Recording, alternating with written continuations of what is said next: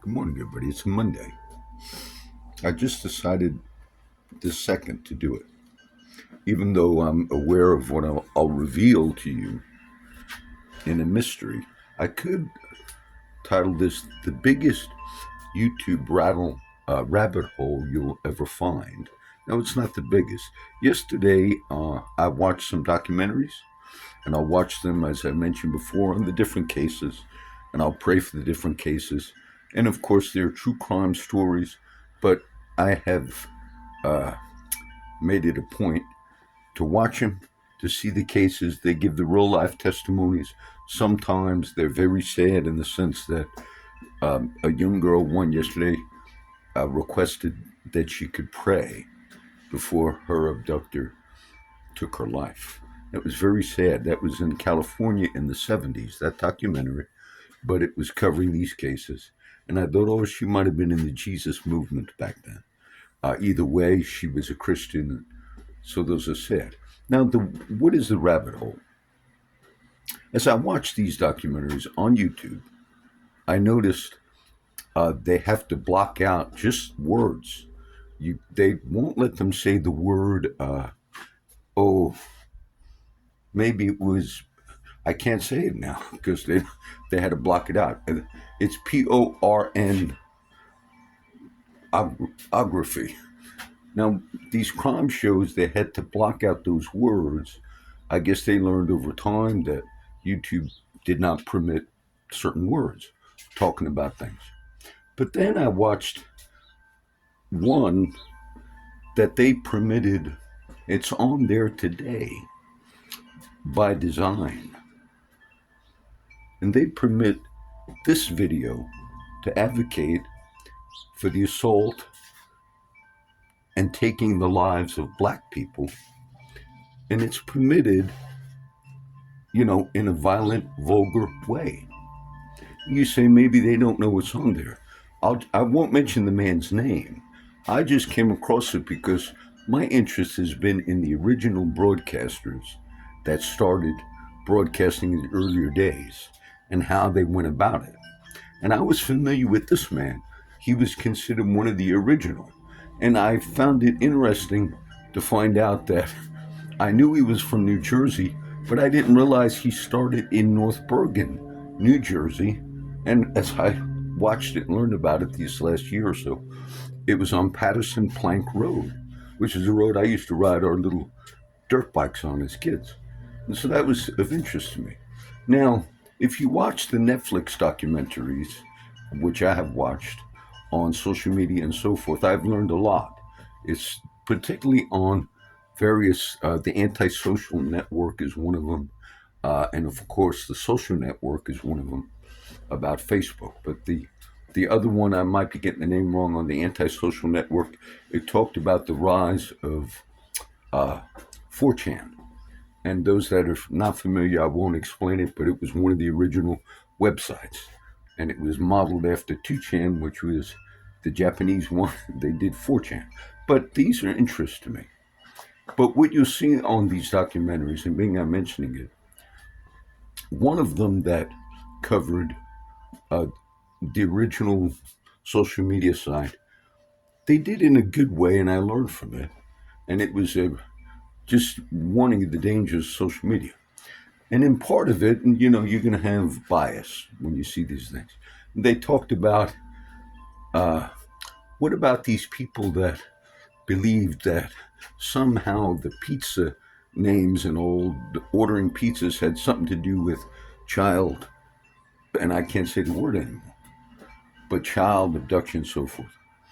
And they kind of not mocked it, but they made a face and said that was one of those conspiracy theories that people would use pizza orders because it says PO or something like that. And that documentary, they kind of made fun of it, meaning there's no online pedophiles or anything that are using pizza menu to do things. But then I noticed this last 6 months or so, and I think it was the New York Times, but somebody did an investigation, and it was a reporter, and she mentioned how she just mentioned the word pizza on one of the platforms. And immediately she was bombarded with child fetish things, like a whole community. I don't know how many, hundreds of thousands. She kept getting, so she did an investigation on it and said, it is true that that particular social media site, there were many pedophiles on the site that used the pizza menu as a code word for that pedophilia. Now, only one, and I think it was a New York Times reporter, but it was only one mainstream outlet covered that. And I thought, well, you know, it would make that first documentary I watched that made fun of it, I guess they're not going to make fun of it again. Well, I was wrong. Because the next documentary on social media, which was the one on 4chan, which is on Netflix, Antisocial Network, they went through the whole thing again and made fun of the false conspiracy theory that pedophiles will use pizza language on social networks to try to find kids. That's undercover language. And I thought that was strange because even though one media outlet exposed that that was true, they stuck with the line that that was fake. So they're not going to change. They want you to believe in society that it's only conspiracy people that would have believed that. And that's not, being this is an update, I can talk about how our news and our government are doing that in a major way. But I'll get back to we'll finish the first one.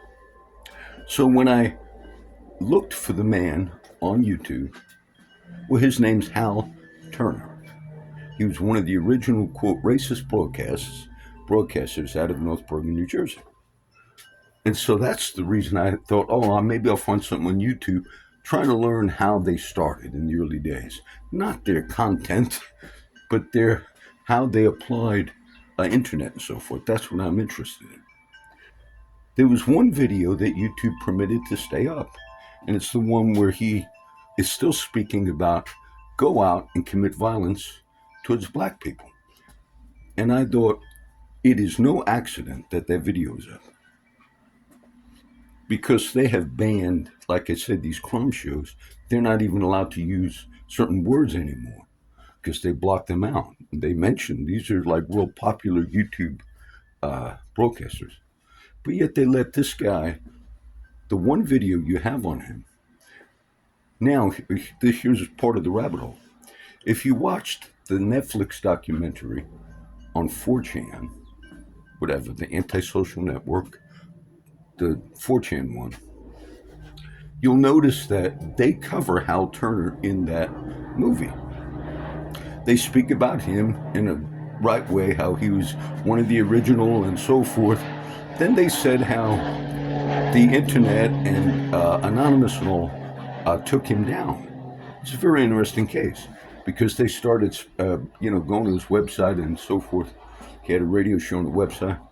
And when they hacked into Hal Turner's emails and all, lo and behold, all of his racist content that he was putting out to do violence against black people. He was an FBI undercover informant working for the government all that time. This is also revealed in that documentary. I'm sure if you search online, it would explain it. So, Anonymous, when they hacked into Hal Turner's emails and everything, they did not expect to find that. And then even in the documentary, it said he was out there by government, decree to do that. And even though it was more of a liberal mindset documentary, they even had to mention, well, like the people that were the Southern Poverty Law Center and all, the speaker for that group said, well, that's not a good thing that our government was advocating violence to go out and do bad things to black people. Now, why does YouTube still have him on there? It's no accident. Our government works. Are you saying they're advocating for why they would permit that? Being they took off so many other things, just shows me that there's a lot of manipulation going on. A lot of manipulation going on. Now, if I were to touch on just one, and concerning the war, concerning Ukraine and Russia, all the sites and all my friends, I love them all. There were various, the most famous one that you would maybe understand. In the beginning of the Russia-Ukraine war, there was that oil pipeline that was blown up. I forget the name of it. It was either oil or the natural gas and so forth that Russia makes a lot of money distributing energy to parts of Europe and so forth, Germany and all. And so I didn't fault Mr. Zelensky or Ukraine in a fighting of a war that you want to go against the energy supply of the enemy. So meaning when those pipelines were exploded, there was a question in the beginning, who did that? Who blew up those pipelines? Now, I do remember Mr. Zelensky publicly stating, that they had nothing to do with it. And the U.S. would come out and state that more than likely they said Russia had done it. Well, it would be a little confusing. They blow up their own pipelines. Then Seymour Hersh, who was a reporter for the New York Times for years, I believe New York Times, is a very famous liberal reporter, but he's trusted source, Seymour Hersh.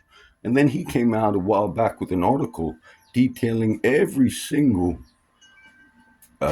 detail of how that pipeline was blown up by Ukraine, with British spy agencies, with the U.S. involvement.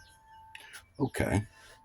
Now, when Seymour Hersh basically said, even though the U.S., Russia, denied it, the U.S. said, and Ukraine said it could not have been Ukraine because you need an advanced people to, carry out the explosion pipeline. Even though they all basically denied it, what happened, and this is recent now, Germany, part of NATO, they took it serious, as well as a few other NATO countries, that they were going to get to the bottom of who blew up that pipeline.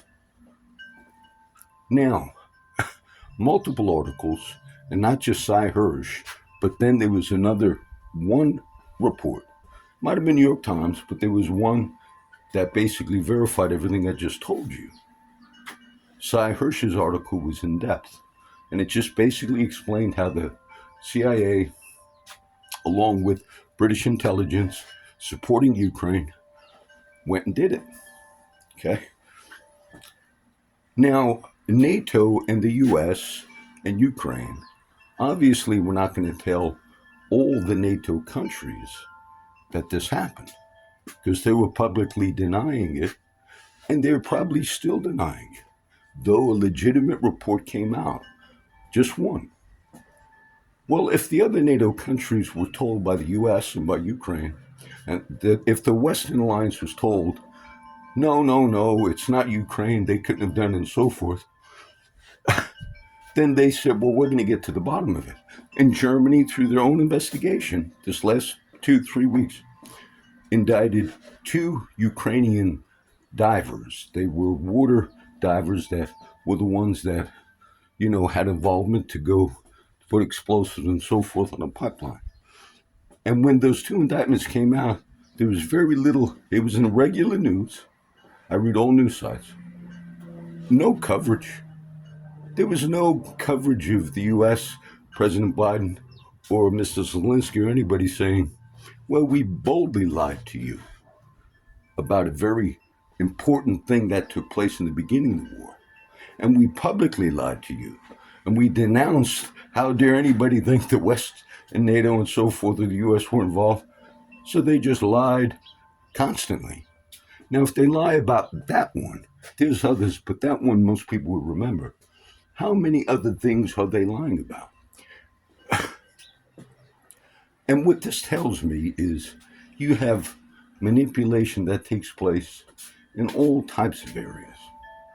Well, and so with Germany just this last week decided they're not going to keep supporting Ukraine to the degree that they were supporting them. And I think it was, I credit Germany. They said, we're going to get to the bottom of this. And when they did, meaning they knew the 2 indictments for the 2 divers, Ukrainian divers. They were instructors and all, but Germany had information they were part of it, the bombing of pipeline. So they followed through. They were honest. But must have made them think, as well as made some of the other NATO members, that, oh, you're lying to us. You're lying. So they take positions that if it's for the safety or our side to win a certain thing, we publicly lie. And of course, the media, when they all reported it the wrong way, when it finally came out the right way, silence, except for maybe one outlet, a verified outlet. Sometimes it's the New York Times. But you don't have the others coming out, nor do you have the leader or the president or anybody or Mrs. Zelensky saying, wait a minute, we have videos of you guys forcefully denying it and blaming the other side. But there's no corrections on those things. So to me, the deep dive would have been this, as I talk about these issues. The government obviously has certain things that they say they want social media to remove people and so forth. I'm not saying this is our case, but I'm saying I remember seeing how it came out through investigations that there were certain, people in the intelligence agencies, when they called certain people at Facebook, these were in hearings and all, they would just find something negative and they would say, they would curse, the contact that the government had with Facebook. They'd call the guy at Facebook, not Zuckerberg, but whoever was in charge, and they would say, what the blank is that guy? Take him down right now. Oh, yes, sir, we'll do what you want. To me, it's not a matter of free speech and all. I want free speech. It's a matter of manipulation. Totalitarianism. Telling people, you do this, you say this. The deep dive is simply, I found it amazing that to this very day, unless they took it down after they see this, they still permit that guy who is now later known to be a government informant and work for the government to still continue to advocate for violence towards black people on a YouTube video, which YouTube's aware of this. And how would they get away with all the other things that they do? Just in general. So I did this off the cuff because as I look at the whole, I don't fault Mr. Zelensky for doing everything he can to try to win. And propaganda, U.S. propaganda, but whether it comes from Zelensky or anybody, they believe it's a part of a war strategy for them. So if you can lie about things in the news, if they feel it will help the right cause, then they will lie. But it should be a note that Mr. Biden our government has never come out, even after the report came out, that it was not Russia and it was indeed. How did one outlet, the more liberal ones, BBC and Reuters, it's not a laughing matter, but I laughed the way they covered it. Because when it finally came out that, yes, Ukraine blew up the pipeline, I don't fault them for that. They're at war. The pipeline is a source of income for Russia. So they're going to go bold and say, well, we're going to hit your energy supply, that which you're pumping out, which there's a whole war on energy supply right now. And Russia is totally wiping out the energy infrastructure of Ukraine as I speak. The last so many months, they've been hitting the infrastructure of the energy of Ukraine. And you're going to have another winter coming up, so they're pushing it to the edge. We live in this time. There's so much manipulation going on. And I've never totally trusted any of the platforms to be the voice, because they're, part of these things. That last part I wanted to mention, I can't remember right now. But I don't fault Ukraine or Zelensky for basically lying about certain events and certain things. But there are other things that are just as important.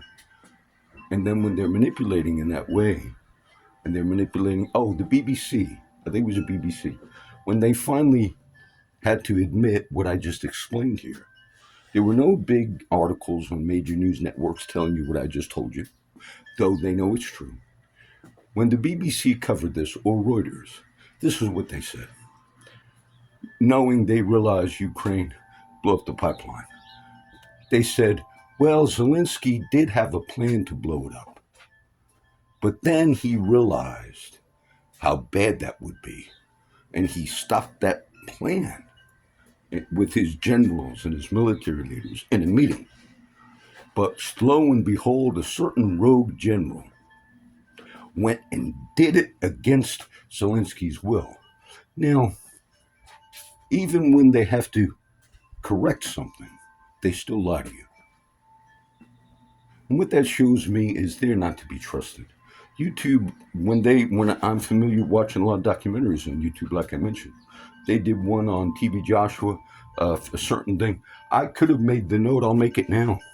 You should take that documentary down because you are showing illegal things in that documentary. I watched it's a BBC documentary on a famous preacher who has now passed away. His name is TB Joshua. And I think it was titled The Cult of TB Joshua. He was an African, prominent black minister, evangelist, pastor, apostle type person, and had a very famous church. I forget the exact part of Africa, but very well known. And so when the BBC did the documentary, it was interesting, and I watched all 3 parts. I could say to YouTube, if you didn't watch it, you have illegal things, meaning things that are against the law on that documentary. I was going to put the note, but I never did. So I would say YouTube, this is not on YouTube, it's going on Rumble and everywhere else. So you have illegal stuff on your platform as I speak, with your knowledge. With your knowledge. You allow Hal Turner's video to remain on there, still advocating for violence towards black people, with your knowledge and with the government's knowledge. Why? I don't know. Why you'd permit it, I don't know. Okay, so I'll title this something like the YouTube rabbit hole. Today is Monday. I already set up one of the other backup. It's a new site called Corpus Christi Outreach Ministries. I just like to, if I lose one, and the bloggers took both of our blogs down, I like to always set up another one. It's not that I'm not as I'm doing my work, I have so many links that go to Blogger that are all dead links.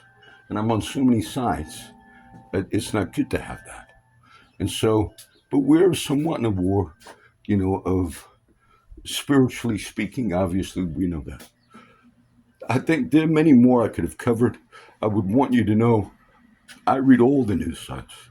I'm not, when the U.S., Merrick Garland, the Attorney General, just shut down 10 sites, and they were Russian sites. I wasn't familiar with them at all. I just read in the news. And it said they were trying to influence the election, all that again. But I thought, and then the statement, it said, they are a pro-Russian narrative, and therefore it's going to affect. What the government, in essence, does is this. If they'll lie to you, to the public, about many things, if they will be behind, these are the more sad cases, certain civilians that were killed during this conflict, that the U.S., Ukraine, and Russia all knew who killed or permitted those civilians to die. And then to go on the news, BBC and others, and for the U.S. and Ukraine to say Russia killed some civilians, and for them all to know, how far the media knows, I don't know. But for the U.S., they would figure that would get Putin so upset, for Putin to know that a certain event, or more than one, where civilians were killed, was not Russia. But then to publicly come out with the U.S. behind it, saying, look at those Russians. Now they know in some of those instances who killed those civilians. And in some of them, they know it was not Russia. So you say, who allowed that?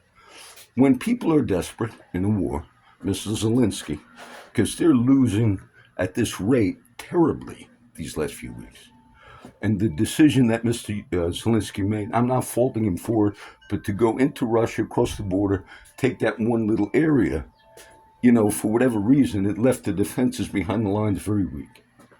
And so Russia's been taking a lot of some of the key areas in Ukraine that were important.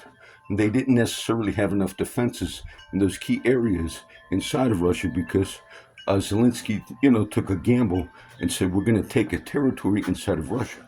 And the BBC, as well as Reuters and others, they will follow along with that. And I made one critical comment, meaning they'll follow along and say, look at how many territories Ukraine is taking, and because they think, let's just not report what's negative. Let's just report what we think is positive to a certain side. But that could have disastrous effects. One was Russia has been carrying out a war of attrition for a long time, meaning this. They take certain areas, instead of just running in rapidly, they figure as long as Ukraine wants to fight, their fighters can come right up to our line and we'll kill them. And there's some estimates that 500,000 Ukrainian soldiers have been killed. That is tremendous. That is a disaster. That is a disaster. And finally, though I knew, because I watch all the news and read on it, I knew that was a strategy of Russia, which is called a war of attrition. I knew that for the last year. Finally, the New York Times did a major news network did an article about that. Like they just found out, oh, they're doing a war of attrition. Now to not say how disastrous that war of attrition is, that's a devastating thing to the soldier. Oh, they're not good soldiers in Ukraine. They're having older men that should not be fighting because they lost so many and they're on the front line. I've seen them on videos and all, Ukraine, Russia. So when the BBC kind of covers that up, and I wrote one note on it on Facebook this last week, I said, the BBC has articles right now and had to do with the destruction of one of the F-16s that the United States provided to Ukraine that they just made it in. Two of them, I believe, were destroyed already. But Ukraine had a very famous pilot. His name might have been Moonfish, but he was like a top pilot, like a top gun for Ukraine. And he's a very strong, Zelensky and him were strong friends and all. And this Moonfish pilot came to the U.S. and lobbied for the F-16s and figured like a Ukrainian Tom Cruise Top Gun. That's how he was. And he said, if you give us these, and I'm sure he was courageous. And so the F-16s finally made it into Ukraine. Mr. Zelensky took a video, I seen it, it's on the news, of him and the wife of the pilot, one of the pilots, next to the F-16. Well, what Russia did was they saw the video of Zelensky with the pilot's wife, one of the pilot's wives, by the F-16, because this is part of what Mr. Zelensky's doing. He's not faking it. He wants people to know we got the weapons, whatever he can do. And Russia saw the video, got the coordinates of that F-16, and bombed it the next day. But Moonfish, the famous Top Gun of Ukraine, who advocated and lobbied in the U.S. for these F-16s, and was the top pilot, one of the top pilot, finally got the F-16s. And when Russia, these last 2 weeks, did a couple of major assaults on Kiev, he was killed. And that F-16 is gone. But then there were reports, and some from a Ukrainian politician, a woman. I read it, and she said, if we keep lying, this is a Ukrainian person, politician in Ukraine. If we keep lying, and she said our Air Force criticized this instance, said if we keep lying, so what happened? How did that F-16 with Moonfish go down? There's some reports that the U.S. provided Patriot missiles that are incoming planes or bombs or whatever. The Patriot missiles will shoot them down. And there's some reports that the United States provided Patriot missile to Ukraine, shot down the F-16, meaning friendly fire. There was some about that. Others said incoming or he crashed or whatever. But it was devastating because they put a lot of hope in the F-16s, thinking once those planes got there. I remember Joe Scarborough kept thinking, send the planes. It changes nothing on the battlefield. Nothing. It does. Even Lloyd Austin admitted that this week. in a public statement, because Zelensky came out this week, and there's a lot of rush on him, and he said, let us use the attacking missiles and so forth that the U.S. are providing to strike deep into Russia.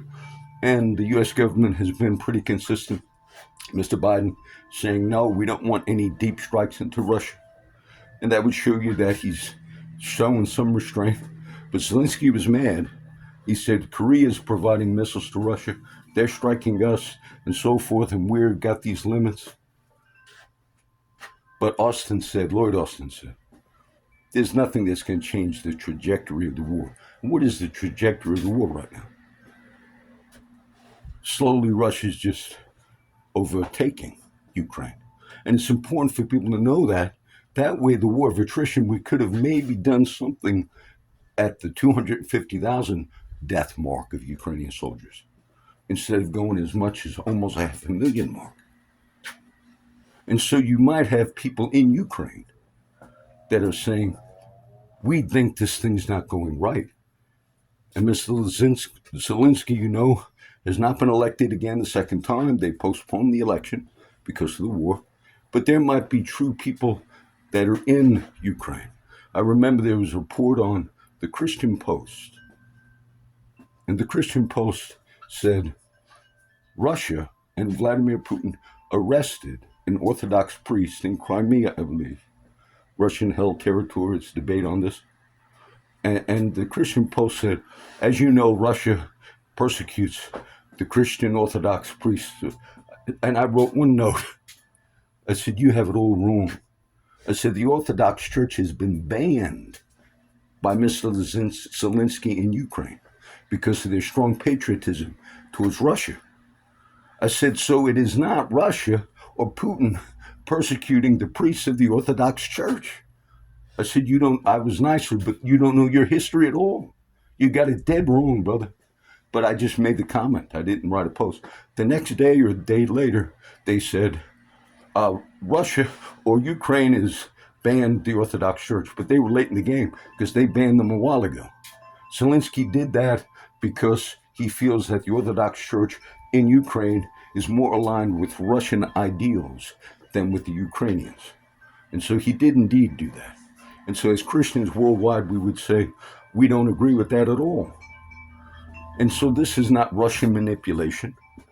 And so when our government shut down the 10 websites this last week that were considered Russian sites, I never heard of them, I read it in the news, they said they were going to do misinformation. I laugh in the sense that the government does misinformation. And I just hopefully opened your eyes to just a few. Okay, so whatever I title it, it was just off the cuff. This will go on various sites right now.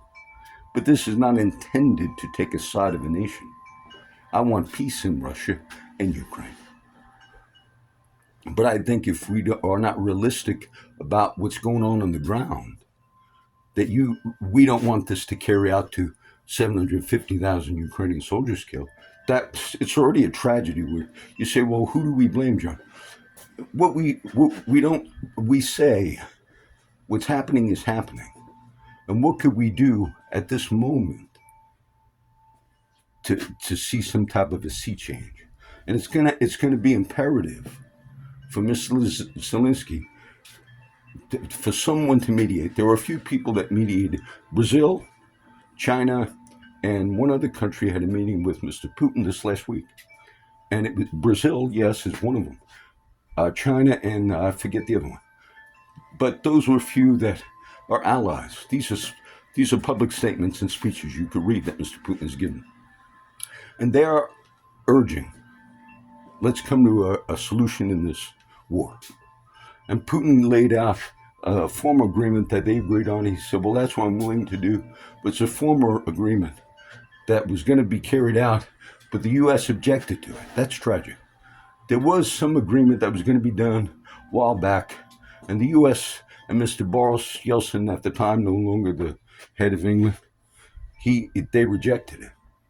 So now where are we at? Okay, so I pray a blessing on everybody. I call these update videos. I pray a blessing on everybody. I want the will of God to be done. We want peace. And we want people's eyes to be open. Hopefully you learn a little bit on this. God bless everybody. Well, I think I'm shut.